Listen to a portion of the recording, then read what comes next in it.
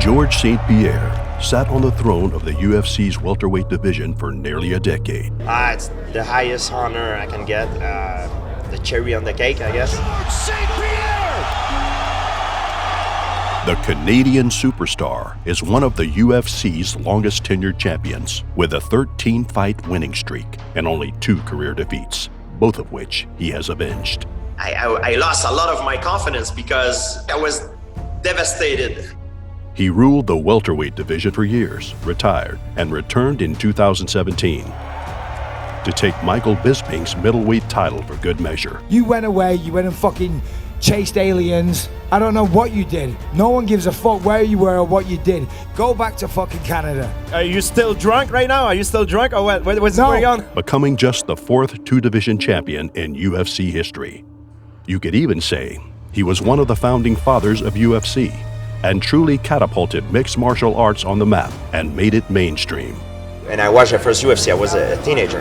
Everything changed. It changed my life in a split second. I right away knew that's what I wanted to do. Despite an endless list of accolades, none of them really convey what makes St-Pierre so unique. He's a champion, but in a promotion with so many divisions, there's no shortage of champions. That is incredible! He won titles in multiple divisions, but double champs are popular at the moment. For nearly a decade, he ruled a strong division, but even that is not entirely unique. So in this video, we'll take a closer look at the career and life of GSP to uncover the quality that sets him apart from everyone else in the sport. George St-Pierre dominant in every phase of the game. Explore the most distinguishing aspects of St-Pierre's legacy and understand how he became one of the greatest of all time. You gotta give it up for George, guys. You know, congratulations. But first, here's a little experiment for your friends. Ask them who they consider to be the top 3 MMA fighters of all time. If George St-Pierre isn't on the list, they have no idea what they're talking about. You were the greatest welterweight of all time. It's beautiful to see you back again. Congratulations on winning the UFC middleweight title. My goal is...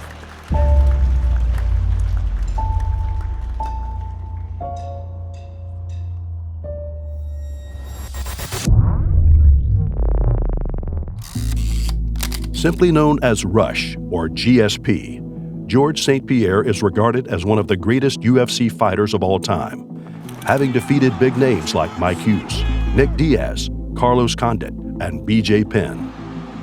And yet, despite all the accomplishments he can show off today, he came from truly humble and harsh beginnings. Born on May 19, 1981, in St. Isidore, Quebec, George St-Pierre was raised in a farming community. As a child, St-Pierre was regularly bullied by older schoolmates who would physically abuse him, steal his money, and often his clothes too. You could say he was a victim, a little kid who lacked the skills to defend himself against bullies. Yeah, I had a big problem at school. Instead of focusing on what the teacher was explaining in front of the class, I was focusing on how I'm gonna get out of the class, take my books, and reach the bus before the bullies get me and hit me and beat me up. So I had a lot of trouble in my early days in school. He considered his elementary school years as the worst time of his life. In an effort to develop more self-esteem, he was introduced to karate by his father at the age of 7. So that's how I started karate at first, Kyokushin karate. Although he eventually excelled at the sport, his karate skills still didn't help him in the schoolyard. You can do all the karate you want, St-Pierre famously said in a later interview. But when you're 8 or 9 years old and they're 12, when you're alone and there's 3 of them, you can't do anything. That's the reality. He continued to train in karate until his teacher died of lung cancer when George was 16 years old. Self-defense became a passion because I started to collect metal and I became very good at it. He soon began to branch out and start training in wrestling, Brazilian Jiu-Jitsu, boxing, and Muay Thai, in addition to karate. He worked closely with martial artist Christophe Madou. known as the French Hurricane, a heavyweight fighter in the UFC. St-Pierre approached Midoux and convinced him to let him train at his club. He participated in his first amateur mixed martial arts fight in 1997, defeating a boxer by knocking him out with a kick to the head.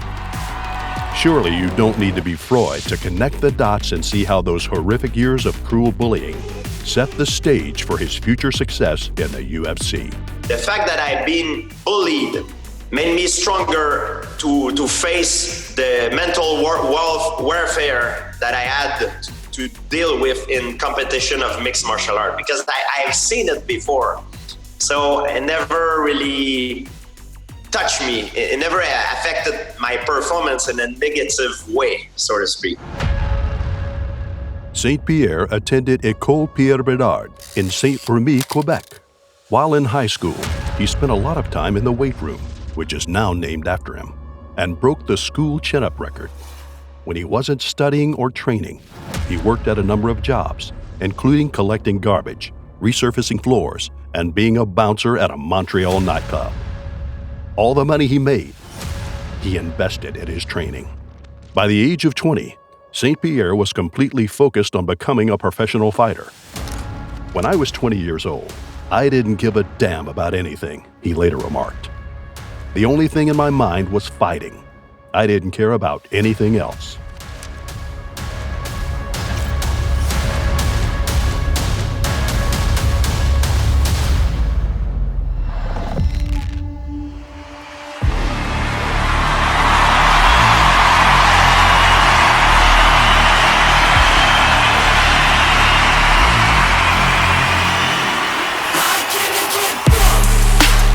St-Pierre's UFC dominance spanned generations. From legends of the division's past, such as Matt Hughes and BJ Penn, to more contemporary, modern challenges in Thiago Alves and Carlos Condit, we're going to analyze in depth the triumphant fighting style of GSP. But first, there are some fundamental milestones we need to touch on. St-Pierre's professional career began in January 2002, when he fought and beat Ivan Menjivar at the Ultimate Combat Championship by TKO via punches. By then, he had already earned his black belt in Kyokushin Karate. He then continued his winning streak as he won the next 3 matches against Justin Bruckman, Travis Galbraith, and Thomas Denny, respectively. This resulted in St-Pierre landing a spot in UFC 46 in Las Vegas, Nevada in January 2004. Although his opponent, Karo Parisian, was favored to win the match, All right, let's see what happens here. St-Pierre won by unanimous decision in 3 rounds. By unanimous decision, George Rush St-Pierre! His next bout was against Jay Haran, dominating his opponent right from the start. St-Pierre won by a technical knockout after 1 minute and 42 seconds into the first round. I trained very hard, you know. It's some people can think it was a lucky shot tonight, but I have to say I trained very hard. You know, I deserve what I do, and now I just want to keep fighting in the UFC, go step by step, and one day I want to have a shot for the title. You surely have heard the phrase, "Be so good they can't ignore you." Well, St-Pierre seems to be the embodiment of those words.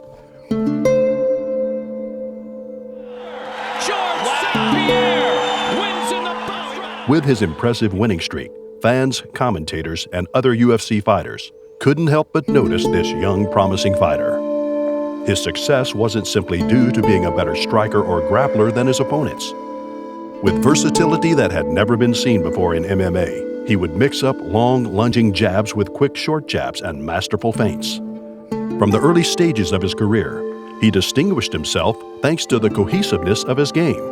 Each of St-Pierre's fighting techniques is like a nicely designed puzzle piece. Every skill he developed has been shaped not to function on its own strength, but to support and be supported by his other tools. More of that in just a moment. He faced his first major opponent in a match against Matt Hughes, who was already an established icon of the sport when St-Pierre was coming up through the ranks. They fought for the vacant UFC welterweight championship at UFC 50 in October 2004. There it is! Matt Hughes 101. Despite St-Pierre holding his own against a much more experienced fighter for most of the fight, he was caught in an armbar by Hughes and tapped with only 10 seconds left in the first round.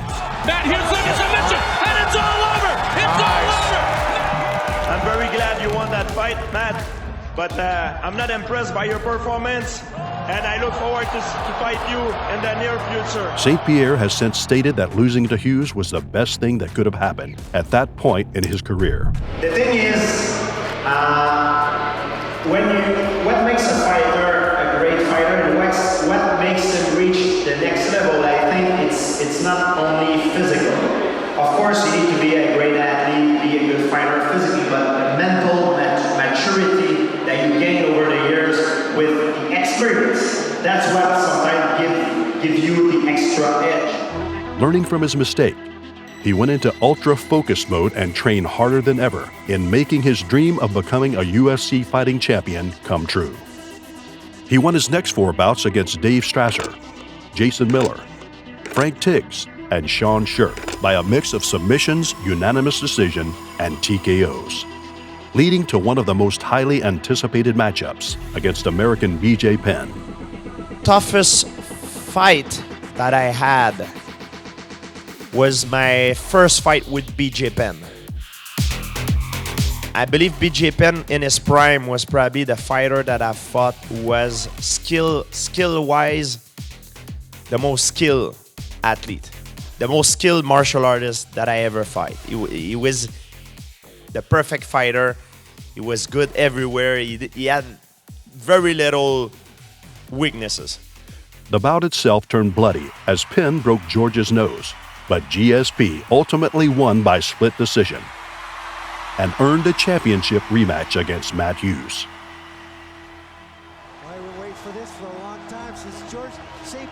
In November of 2006, St-Pierre knocked out Hughes in the second round of UFC 65.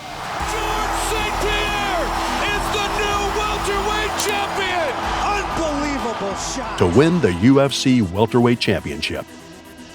With this win, he secured his place as the top animal in the UFC food chain. However, in his first title defense in April 2007, GSP lost against a relatively unknown Matt Serra in what is considered to be one of the biggest upsets in UFC history. That is incredible!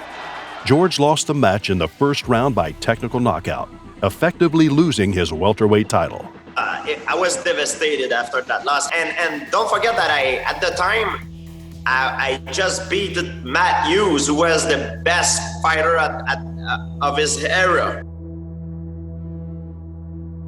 and I'm fighting Matt Serra.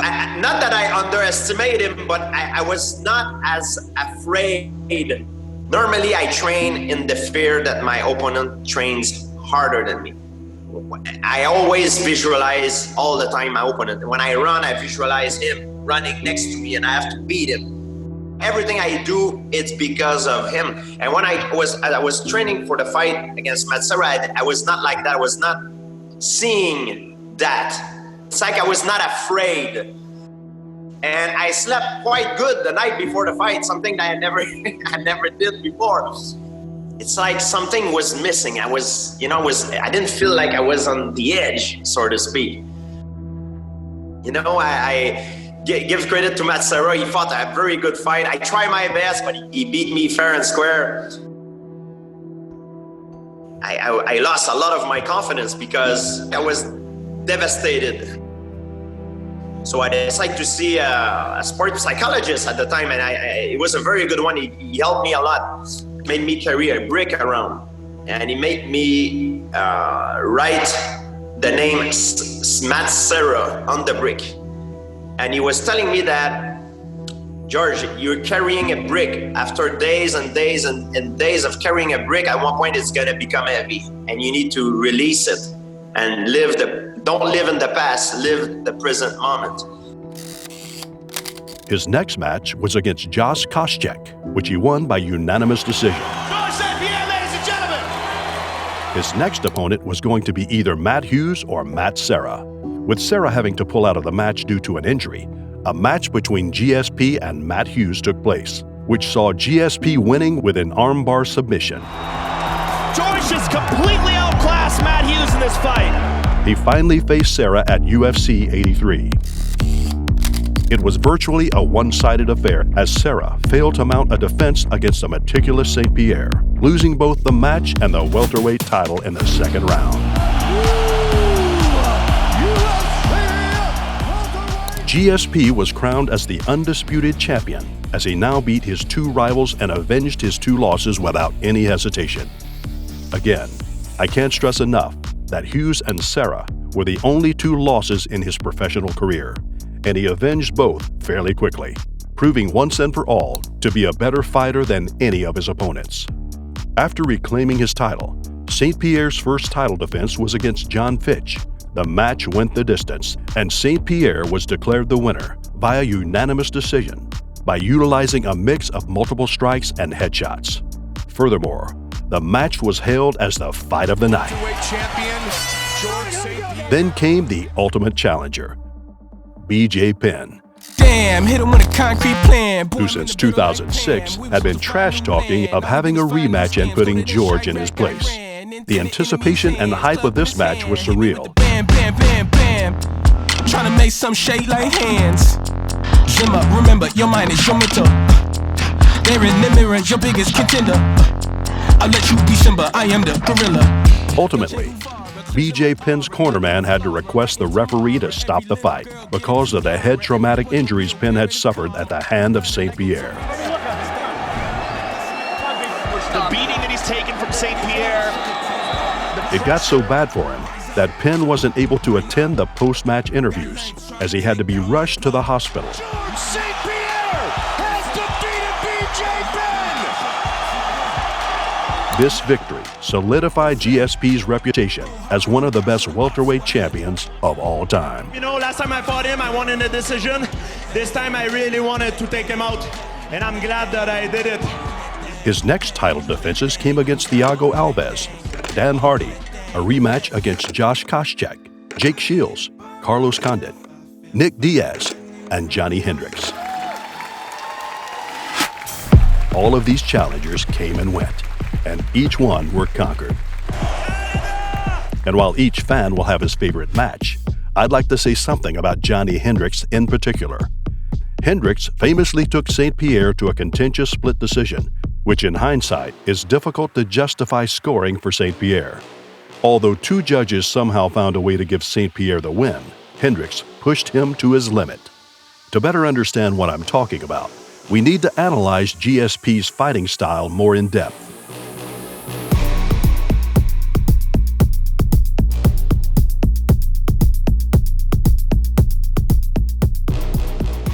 St-Pierre's jab was as legendary as it was effective. In fact, it was so powerful that GSP didn't feel the need to use other techniques when striking from a distance. Still, his jab wasn't simply a route to an easy victory on the feet, but the beginning of a sequence of movements that ended with St-Pierre on top of his opponents, dominating and beating them down for 25 minutes. St-Pierre had arguably the best all-around shot takedowns in MMA history, and a crucial aspect of these impeccable takedowns was the opportunities created by his jab. Make no mistake, a single shot is rarely sufficient against elite fighters. Any good wrestler knows that his initial shot will likely fail, and that he'll need to piece a number of takedowns together to finally achieve one. The concept is simple. By putting takedowns together, you increase the chance of one finding the mark. As the opponent reacts to each attempted takedown, his reactions create openings that can be exploited against them.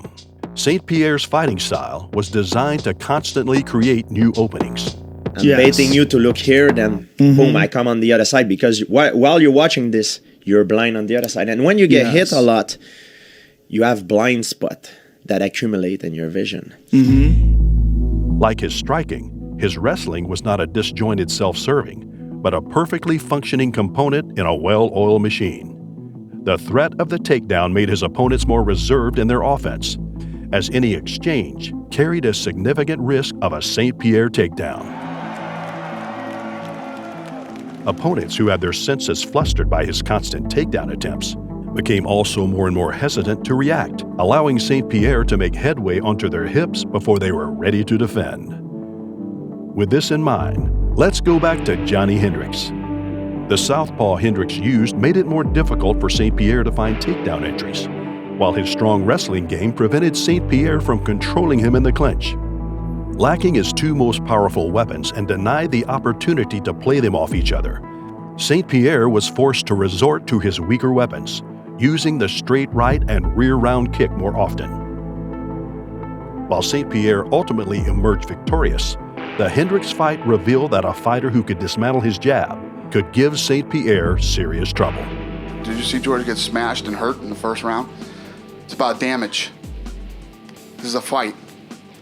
It's whoever inflicts the most damage. You get hurt, you get wobbled, you get dropped. I'm blown away that George St-Pierre won that fight. And listen, I'm a promoter. He's the biggest pay-per-view star on the fucking planet for me, and I still don't think he won that fight. Ultimately, with a 12-match winning streak and nothing left to prove, St-Pierre vacated his welterweight championship in December of 2013 and took a hiatus from the UFC.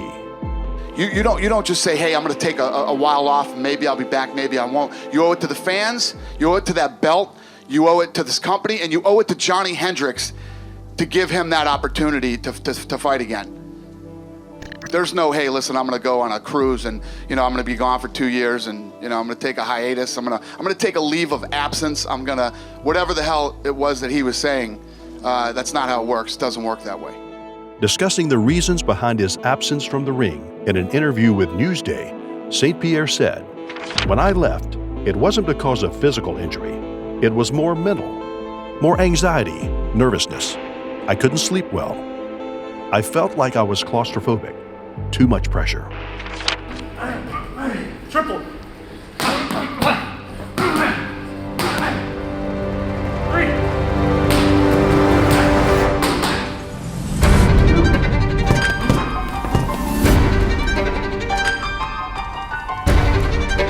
Here, right there. Right there, George. Man up. Come on, buddy. Let's go.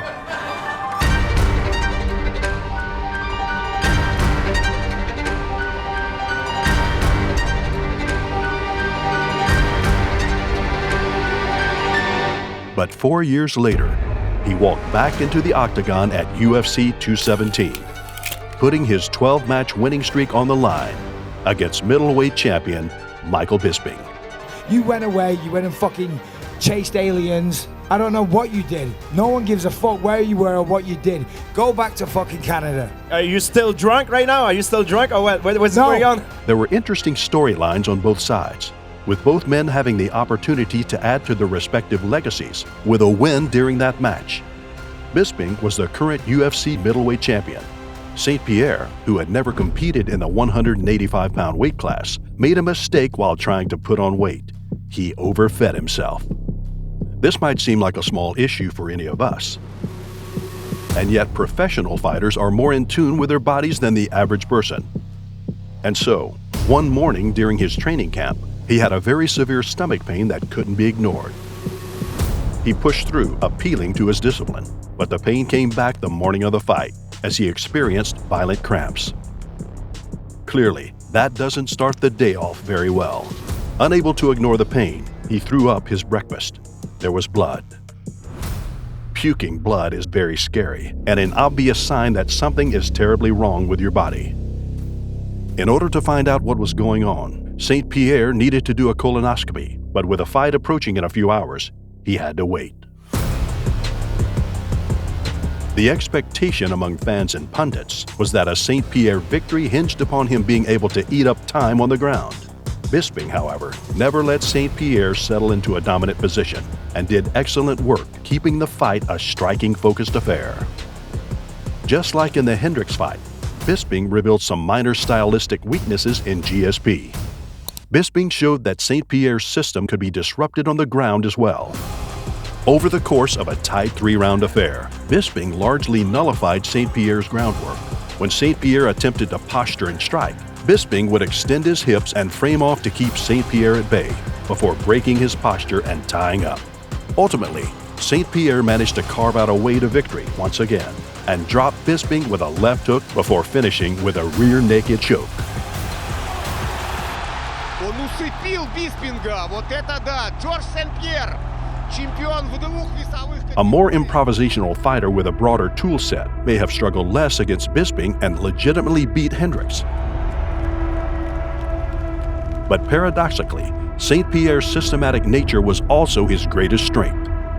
It is a testament to St-Pierre's excellence that we're forced to look for weaknesses in only winning performances, as he never officially lost his prime.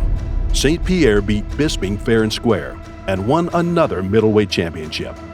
It was the fourth time in UFC history that a person was champion in multiple divisions. This match earned him the first Performance of the Night bonus award and set a record in pay-per-views in the Canadian market.